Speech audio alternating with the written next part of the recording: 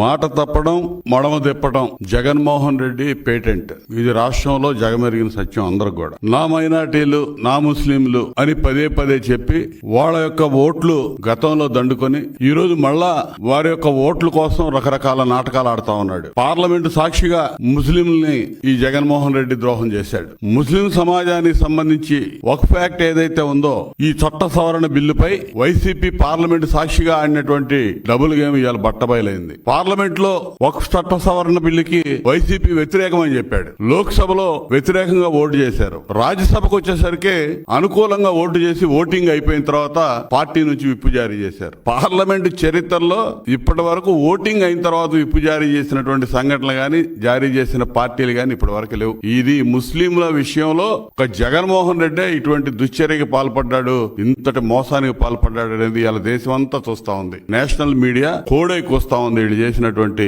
ఈ మోసం అనేది. ఎందుకంటే జగన్ సూచనలతోటే రాజ్యసభలో వాళ్ళు మద్దతుగా ఓటేశారు ఎంపీలు. ఇది యథార్థం. ఎన్డీఏ ప్రభుత్వానికి లోక్సభలో పూర్తి మెజారిటీ ఉంది. నువ్వు వ్యతిరేకంగా వేస్తావా, అనుకూలంగా వేస్తావా తర్వాత విషయం. నువ్వు ఏ స్టాండ్ తీసుకున్నావో ఆ స్టాండ్ కి రాజ్యసభలో నువ్వు కట్టుబడి ఉన్నట్టయితే అప్పుడు తెలిసేది ఏమయ్యేది అనేది. నువ్వు ఇక్కడ కప్పదాట వ్యవహారం చేశాడు. లోక్సభలో వ్యతిరేకంగా ఓటు చేసి రాజ్యసభలో అనుకూలంగా ఓటు చేసి మళ్ళా మోసం చేయడానికి వ్యతిరేకంగా ఓటు చేయమని విప్పు జారీ చేశాను అన్నాడు. విప్పు మళ్ళా వెనక్కి తీసుకున్నారు. సో రకరకాల డ్రామాలు ఆడారు.